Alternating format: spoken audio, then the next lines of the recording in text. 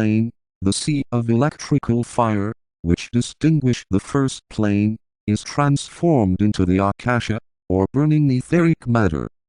It is the plane of the flaming sun, just as the first plane is that of the fire mist or the nebulae. This idea will be easier to comprehend, if it is borne in mind, that we are dealing with the cosmic physical plane. Certain things take place on the second plane which need realization, even if already theoretically conceded. Heat or flaming radiation is first seen. Form is taken, and the spheroidal shape of all existence originates. The first interplay between the polar opposites is felt. Differentiation is first seen, not only in the recognized duality of all things, but in differentiation in motion. Two vibrations are recognized. Certain vibratory factors begin to work, such as attraction, repulsion, discriminative rejection, coherent assimilation, and the allied manifestation of revolving forms, orbital paths, and the beginning of that curious downward pull into matter that results in evolution itself. The primary 7 manifestations of logoic existence find expression, and the 3, with the 4, commence their work. The 7 wheels, or etheric centers in the body etheric of that great cosmic entity, of whom our solar logos is a reflection, begin to vibrate, and his life activity can be seen. We are at this juncture considering the manifestations of electricity on the different planes of the cosmic physical plane, or on our solar systemic planes. Hence, all that can be seen in manifestation is fundamentally physical electricity. We have seen that the primary manifestation is that which vitalized, tinctured, and pervaded the matter of space, thus embodying in connection with logoic manifestation that which is analogous to the vital heat, activity, and radiation of a human being, manifesting on the solar physical plane. Certain electrical phenomena distinguish a human being only as they have not been expressed or considered in terms of electricity. The analogy has been lost sight of. These demonstrations might be considered as: first, that coherent vitality which holds the entire body, revolving around the central unit of force. It must here be remembered that the entire manifestation of the solar system consists of the etheric body and the dense body of the logos.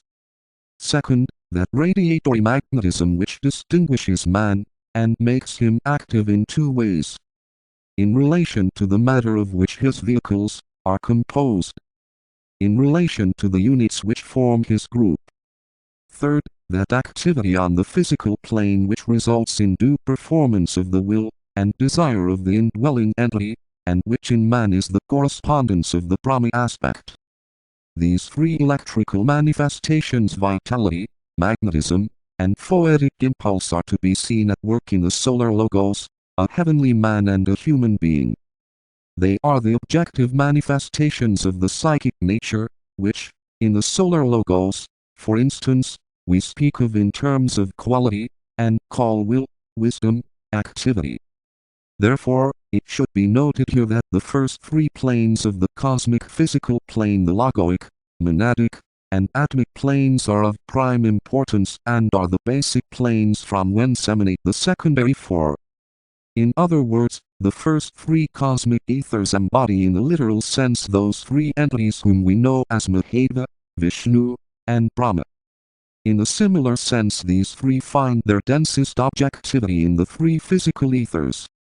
The lower 4 manifest during evolution, but are eventually synthesized into the higher 3.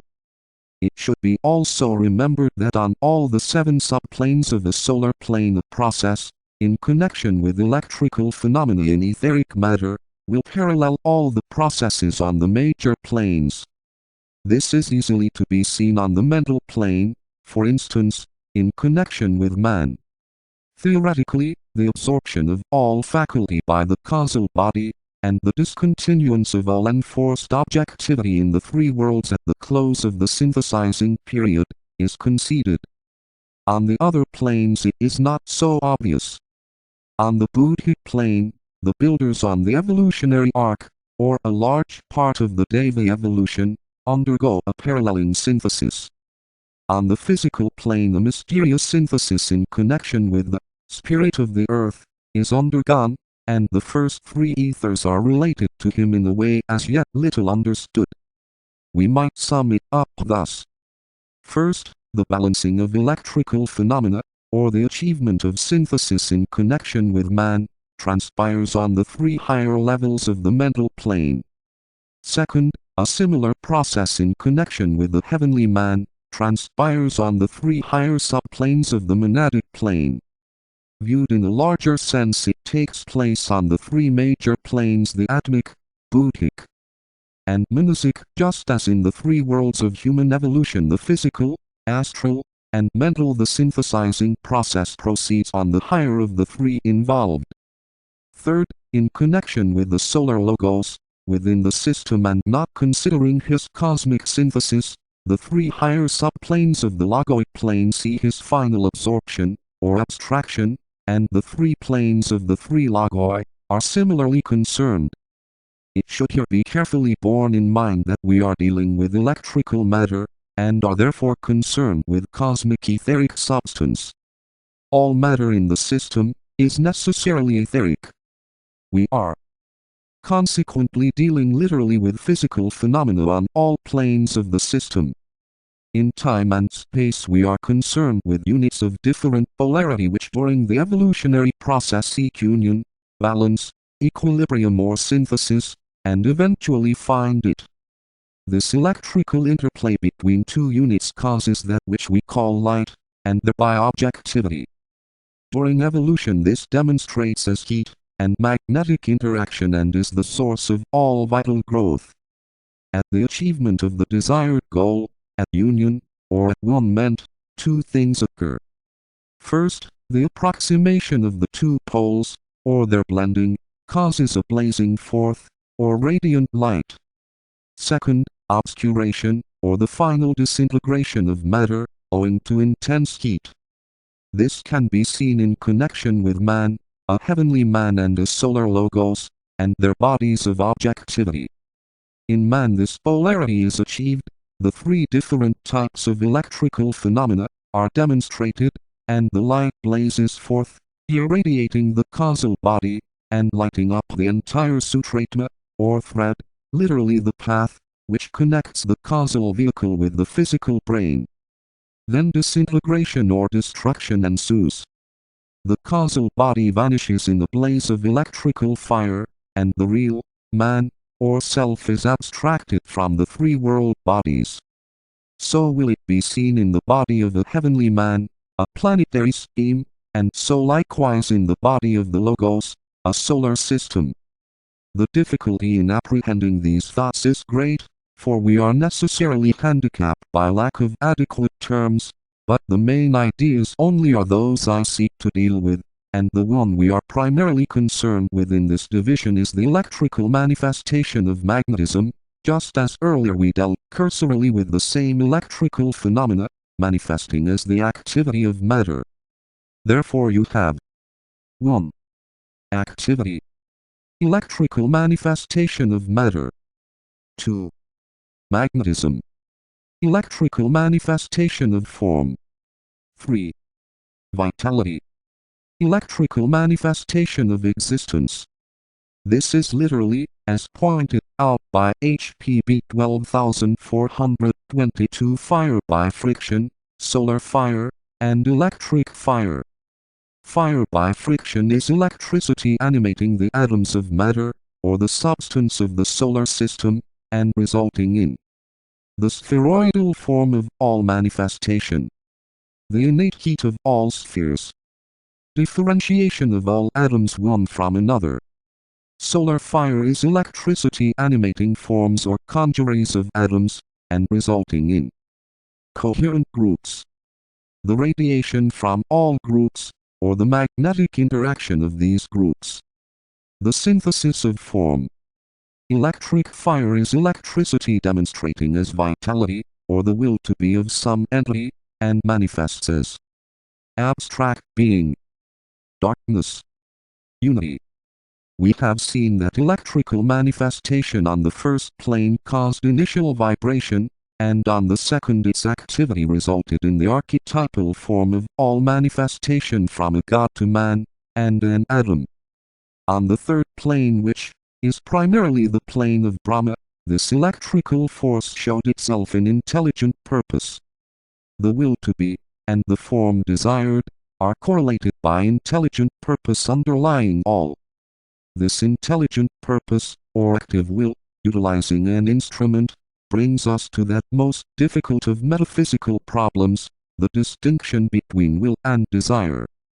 It is not possible here to handle this delicate subject, save simply to point out that in both will and desire, intelligence, or menace is a fundamental factor, and must be recognized.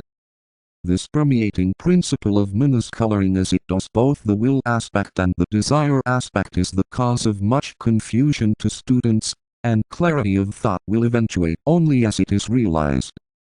First, that all manifestation emanates, or is electrified, from the cosmic mental plane. Second, that the universal mind, or the divine thinker, is the intelligent principle which makes itself known as the will to be, desire or love of being, and that active intelligent purpose which animates the solar system. Third, that Mahadeva, or the divine will, Vishnu, the wisdom aspect, or the manifested, son of necessity, and Brahma or active purpose are the sum total of intelligent consciousness, and are, to the manifesting cosmic entity, what the mental body, the desire body, and the physical body are to man, the thinker in the three worlds. Functioning in the causal body. We must not forget that the causal body contains the three permanent atoms, or the three spheres which embody the principle of intelligence, of desire, and of physical objectivity. Always must the analogy be held between the threefold logos and threefold man, and definiteness of thought and of concept results when the one-likeness between these is pondered on. Man is a unit, functioning as a unit in the causal body. He is a triplicity functioning under the will aspect, or mental body. Under the desire or wisdom aspect, the astral body. And under the activity aspect, the physical body. He electrifies or vitalizes all three bodies or aspects, unifying them into one, and bringing about by means of the intelligence he is coherency of action, simultaneity of purpose, and synthetic endeavor. Finally, therefore, it is apparent that, no matter from what angle we study, the threefold logos, or his reflection, the microcosm, through the monastic principle, intelligently reduces matter to form, and utilizes that form for the fulfillment of the will, desire and purpose of the indwelling existence.